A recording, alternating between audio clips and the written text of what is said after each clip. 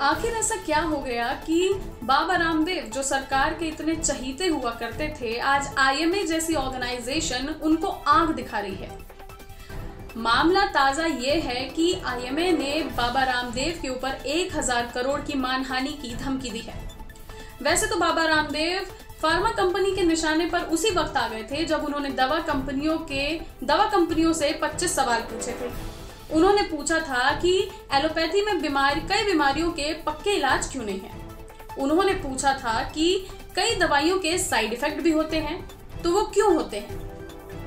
उन्होंने तो यह तक पूछ डाला कि एलोपैथी अगर सर्वशक्तिशाली सर्वशक्तिमान है तो फिर एलोपैथी डॉक्टर क्यों बीमार पड़ते हैं। यहाँ उनके सवाल खत्म नहीं होते। उन्होंने तो यह तक पूछ डाला कि एलोपैथी और आयुर्वेद के बीच की जो लड़ाई है उसे खत्म करने की भी कोई दवा है तो वो भी बता दी जाए। यहीं खत्म नहीं होते, यहाँ तक कि उन्होंने ये तक पूछ डाला कि इंसान बहुत ही हिंसक, क्रूर और हैवानियत दिखा रहा है। अगर इंसानियत जनरेट करने की भी कोई दवा है तो वो भी बता दी जाए। यानी कि कुल मिलाकर एलोपैथी चिकित्सा और आईएमए को बाबा रामदेव ने सवालों से घेरने की कोशिश की है।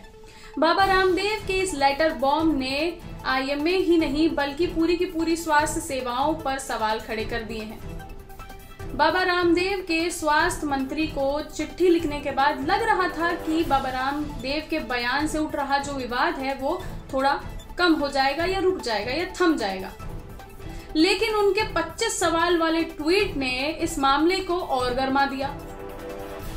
बाबा रामदेव ने व्हाट्सएप मैसेज के आधार पर यह भी कहा कि कोरोना संक्रमित मरीजों की ज्यादातर मृत्यु जो है वो एलोपैथिक दवाइयों की वजह से हो रही है। उन्होंने कहा कि एलोपैथिक डॉक्टर खुद मौत के मुंह में जा रहे हैं। यह सुनकर एलोपैथिक डॉक्टर जो है वो नाराज हो गए। इसके बाद हमारे स्वास्थ्य मंत्री हर्षवर्धन ने रामदेव बाबा को चिट्ठी लिखकर कहा कि आप अपना बयान वापस ले लीजिए। उन्होंने कहा कि हमारे एलोपैथी से जुड़े हेल्थ वर्कर और डॉक्टर कड़ी मेहनत कर रहे हैं, कोरोना से लोगों की जान बचा रहे हैं। आपका ये बयान उनकी इस मेहनत में और उनका मनोबल जो है वो गिरा सकता है, कोरोना के खिलाफ जो लड़ाई है उसमें उनको कमजोर कर सकता है। यह सुनकर रामदेव बाबा ने अपना बयान वापस ले लिया। हालांकि एलोपैथी और आयुर्वेदिक की जो लड़ाई है इस समय थम गई है, लेकिन अब तो वक्त ही बताएगा कि हवा का रुख किस तरफ जाता है। उम्मीद करती हूँ कि आपको आज की हमारी ये न्यूज पसंद आई होगी।